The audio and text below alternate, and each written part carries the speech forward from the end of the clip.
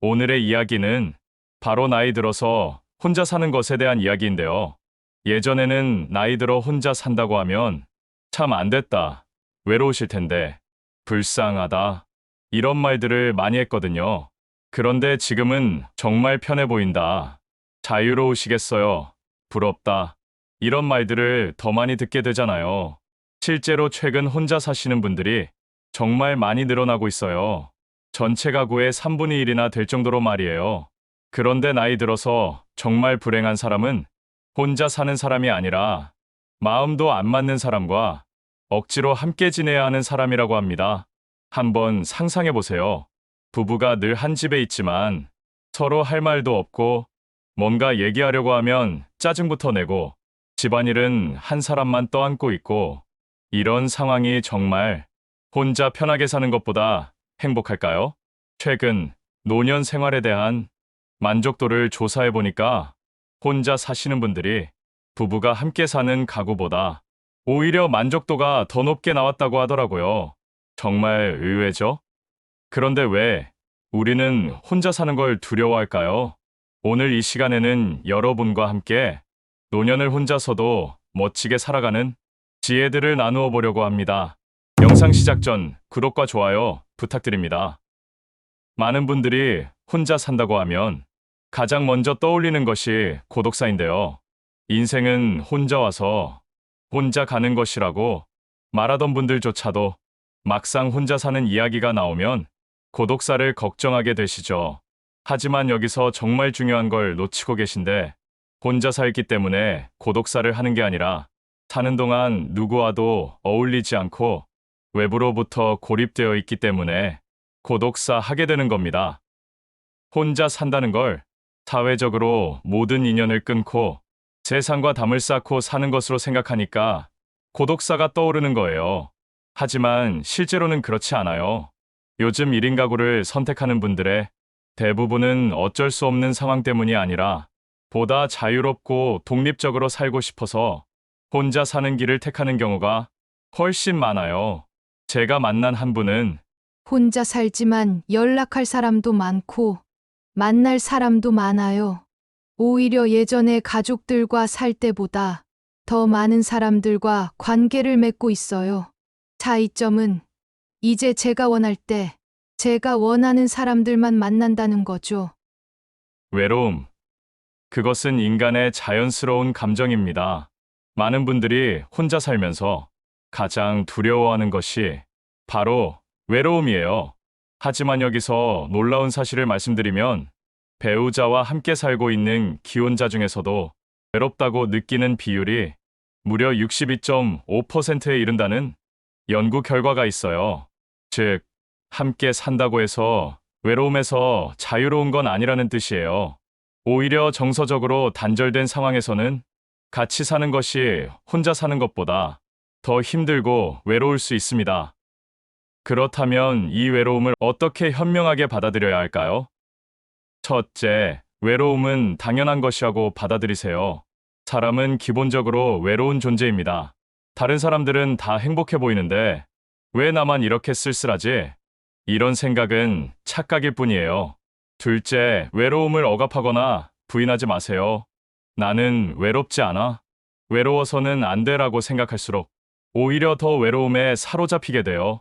셋째, 외로움을 없애기 위해 무작정 사람을 만나려고 하지 마세요.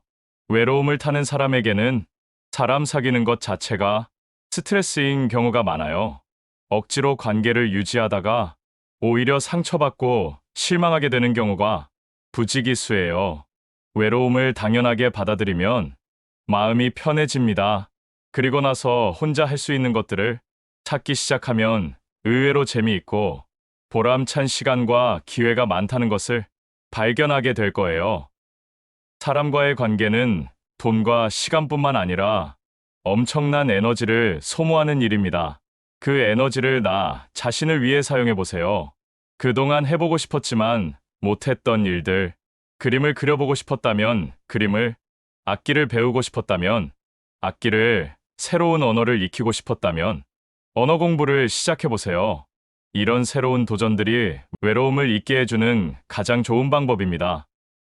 외로움을 당연한 것으로 받아들였다면 이제는 혼자 하는 능력을 키워야 할 때예요. 혼자 하는 능력을 키운다고 해서 세상과 단절하고 고립되라는 뜻이 아닙니다. 혼자만의 시간을 즐길 줄 알고 혼자서도 충분히 만족스러운 일들을 찾아서 할 수 있는 능력을 기르라는 의미예요. 그렇다면 구체적으로 어떤 것들을 시작해 볼 수 있을까요? 지금까지 해보고 싶었는데 못 해봤던 것이 있다면 바로 그것부터 시작하세요.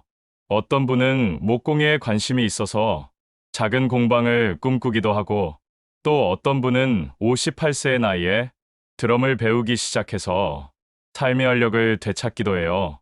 또 68세에 처음으로 스마트폰을 배우기 시작해서 이제는 손자 손녀들과 영상통화도 하고 온라인으로 좋아하는 드라마도 보시고 심지어 인터넷 쇼핑까지 척척 해내시는 분도 계세요.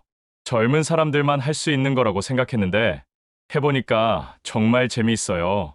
세상이 이렇게 넓은 줄 몰랐어요 라고 웃으시더라고요. 이런 취미 활동들이 단순히 시간을 보내는 것이 아니라 새로운 나를 발견하는 계기가 됩니다. 취미 활동뿐만 아니라 요즘은 나이가 들어서도 새로운 일을 시작하는 분들이 많은데 여기서 중요한 점이 하나 있어요. 이런 활동들을 하다 보면 자연스럽게 여러 사람들을 만나게 되는데 이때 사람을 사귀려는 마음보다는 일에 몰입해서 자연스럽게 사람을 만나고 지내야 만남이 부담 없고 자유로운 관계가 될 수 있어요. 반대로 외로움을 없애기 위해 사람에만 집중해서 만나다 보면 다시 인간관계의 수렁에 빠져 실망하고 상처받을 수 있습니다. 중요한 것은 내가 빠져 지내야 할 것은 새로 시작한 나의 일이 돼야지 사람이 아니어야 한다는 점입니다. 이것만 명확히 해도 혼자 사는 삶이 훨씬 풍요로워집니다. 그리고 많은 분들이 나이가 들수록 인간관계가 줄어드는 것을 당연하게 생각하시는데요. 하지만 정말 그럴까요? 혹시 우리가 정말 친한 관계만을 인간관계라고 생각하는 편견 때문은 아닐까요? 흥미로운 사실이 하나 있는데 인간관계에서 행복감과 만족도는 깊고 친밀한 관계보다 오히려 가볍고 부담 없는 다양한 관계에서 더 높게 나타났다는 것입니다. 우리는 정말 친하고 가까운 누군가가 있어야 삶이 행복할 것 같고 노후가 더 편하고 안정될 것 같지만 꼭 그렇지만은 않다는 뜻입니다. 다소 가벼운 관계더라도 부담 없고 다채로운 관계를 맺는 것이 행복감을 더 증진시킬 수 있으며 나이가 들수록 열린 마음으로 가볍게 세상과 마주하면 됩니다. 취미 동아리에 가입해서 활동해 보시거나 봉사활동을 해보세요. 새로운 교육 프로그램에 등록해서 다양하고 가벼운 만남들을 자주 가져보세요. 꼭 이런 조직화된 활동이 아니라도 괜찮아요. 혼자 할 수 있는 재미있는 일들이 많습니다. 혼자서 쇼핑도 하고, 영화도 보고, 운동도 열심히 하고, 여행도 떠나보세요. 이렇게 지내다 보면 친구들과 만나서 돈 쓰며 신세 한탄하는 것보다 훨씬 알차다는 느낌이 드실 거예요. 또 혼자 살면서 가장 걱정되는 것 중 하나가 바로 건강 문제인데요. 혼자서 아프면 어떡하지? 치매에 걸리면 누가 돌봐주지? 이런 걱정들을 하면서도 정작 건강 관리에는 소홀한 분들이 많습니다. 가족이 있으면 좀 낫지 않을까? 잘 돌봐주지 않을까 하는 생각에 가족에게 의지하려 하고 혼자 사는 사람들을 가엾고 딱하게 생각하는 경향이 있는데 하지만 혼자 산다고 해서 연락할 가족이 없는 것도 아니고 가족들과 사이가 나쁜 것을 의미하는 것도 아닙니다. 아픈 것도 걱정이고 다른 사람들에게 짐이 되는 것이 염려스럽다면 그 걱정하는 시간에 차라리 나가서 동네라도 한 바퀴 더 돌고 오는 것이 훨씬 나아요. 혼자 살든 누군가와 함께 살든 반드시 지켜야 할 제일 법칙이 바로 건강관리입니다. 건강관리에는 여러 가지 측면이 있는데 신체적 건강을 위해서는 규칙적인 운동과 균형 잡힌 식사, 충분한 수면이 기본입니다. 나이가 들수록 근력 운동의 중요성이 커지는데요. 걷기, 수영 같은 유산소 운동도 좋지만 근력을 유지하는 운동도 함께 해야 합니다. 정신적 건강을 위해서는 앞서 말씀드린 새로운 도전들이 큰 도움이 될 거예요. 혼자 살면서도 만족스러운 삶을 사시는 분들을 보면 놀라운 공통점들이 있는데요. 첫 번째는 남에게 신세지지 않고 혼자 살 수 있는 경제력을 갖추고 계신다는 점이에요. 여기서 경제력이라고 해서 엄청난 부자를 말하는 건 아니에요.